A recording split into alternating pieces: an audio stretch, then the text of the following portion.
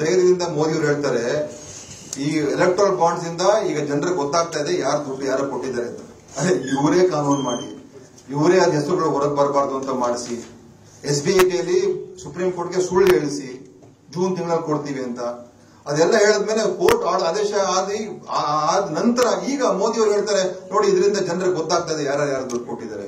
ನೋಡಿ ಎಷ್ಟು ಇವರಿಗೆ ನಮ್ಮ ಪ್ರೈಮ್ ಮಿನಿಸ್ಟರ್ಗೆ ಒಂದು ಮಿನಿಮಮ್ ಡಿಗ್ನಿಟಿನೇ ಇಲ್ಲ ಅಲ್ಲ, ಡಿಸೆನ್ಸಿನೇ ಇಲ್ಲ ಅಲ್ಲ ಟು ಅಕ್ಸೆಪ್ಟ್ ದಟ್ ಹೌದು ನಾವೆಲ್ಲೋ ತಪ್ಪು ಮಾಡೋದು. ಇದನ್ನು ಅವರು ಈ wants to use it for his own advantage ಅಂತ ಹೇಳಿದ್ರೆ ಮತ್ತೆ ನೀವು ಯಾರು ಕೂಡ ಒಬ್ರು ಕೂಡ ಅವ್ರಿಗೆ ನೀವು ಪ್ರಶ್ನೆ ಮಾಡಕ್ ಆಗಲ್ಲ.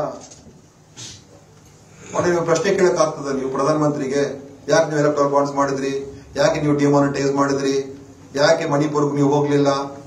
ಇದುವರೆಗೂ 10 ವರ್ಷದಲ್ಲಿ ಒಬ್ಬ ಪತ್ರಕರ್ತನು ಕೂಡ ಪ್ರಧಾನಮಂತ್ರಿಗೆ ಪ್ರಶ್ನೆ ಕೇಳಕ್ ಆಗಿಲ್ಲ ಯಾಕೆ ಮಾಡಿದ್ರಿ ಅಂತ. ಅದೇ ಬರುತ್ತೆ, ಅದೇ ನೀವು ಅದನ್ನ ನೀವು ಅವ್ರು ಕೇಳೋದಿಲ್ಲ ಅಲ್ಲ.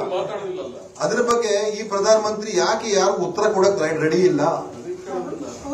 ಅವ್ರು ಹೇಳೋದನ್ನ ಕೇಳಬೇಕು ಹೊರತು ನೀವು ಅವ್ರಿಗೆ ಏನು ಕೂಡ ಕೇಳಂಗಿಲ್ಲ.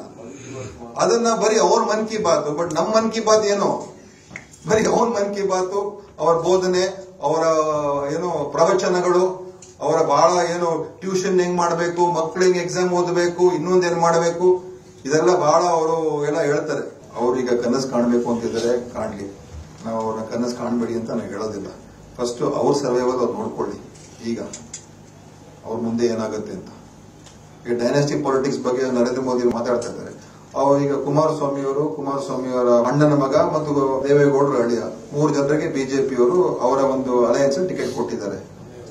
ಎಲ್ಲ ಮನೆಯವರೇ. ಯಾವ ನೈತಿಕತೆ ಇದೆ ಮೋದಿ ಅವರಿಗೆ? ದೆಹಲಿಯಲ್ಲಿ ಸುಷ್ಮಾ ಸ್ವರಾಜ್ ಮಗಳಿಗೆ ಕೊಟ್ಟಿದ್ದಾರೆ, ಸಿಟ್ಟಿಂಗ್ ಎಂಪಿನ ತೆಗೆದುಬಿಟ್ಟು. ಯಾವ ನೈತಿಕತೆ ಇದೆ?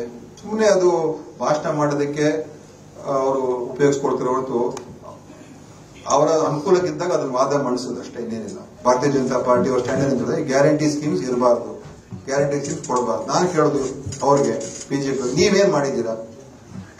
ನಮ್ಮ ಸಾಮಾನ್ಯ ಜನರ ಬದುಕಿನಲ್ಲಿ ಬದಲಾವಣೆ ತರಕ್ಕೆ ನೀವೇನ್ ಮಾಡಿದ್ದೀರಾ? ನೀವು ಮಾಡಿದ್ದೀರಾ? ಪೆಟ್ರೋಲ್ ಟ್ಯಾಕ್ಸ್ ಜಾಸ್ತಿ ಮಾಡಿದ್ರಿ, ಡೀಸೆಲ್ ಟ್ಯಾಕ್ಸ್ ಜಾಸ್ತಿ ಮಾಡಿದ್ರಿ, ಗ್ಯಾಸ್ ಪ್ರೈಸ್ ಜಾಸ್ತಿ ಮಾಡಿದ್ರಿ, GST ಎಲ್ಲದ್ರ ಮೇಲೆ ಹೆಚ್ಚು ಮಾಡಿದ್ರಿ, ಮತ್ತು ಯಾವುದೇ ರಿಲೀಫ್ ನಮ್ಮ ಜನರಿಗೆ ಕೊಡ್ಲಿಲ್ಲ. ಕೋವಿಡ್ ಬಂತು, ಡಿಮಾನಿಟೈಸೇಷನ್ ಬಂತು. ಯಾವ ಮಧ್ಯಮ ವರ್ಗ, ಸಾಮಾನ್ಯ ವರ್ಗದ ಉದ್ದಿಮೆಗಾರರಿಗೆ ಸಾಲದಲ್ಲಿ ಏನಾದ್ರು ರಿಲೀಫ್ ಕೊಟ್ರ? ಏನಾದ್ರು ಬಡ್ಡಿ ಮಾಫ್ ಮಾಡಿದ್ರ? ಏನಾದ್ರು ಸಹಾಯ ಮಾಡಿದ್ರ? ಯಾರು ಮಾಡಿದ್ರಿ ನೀವು? ಒಬ್ರಿಗಾದ್ರೂ ನೀವು ಪರ್ಸನಲಿ ಕೇಂದ್ರ ಸರ್ಕಾರದಿಂದ ಎಲ್ಲರೂ ಕೂಡ ಮುಟ್ಟುವಂತ ಕಾರ್ಯಕ್ರಮ ಏನಾದ್ರೂ ಮಾಡಿದಾರ? ಏನೂ ಇಲ್ಲ.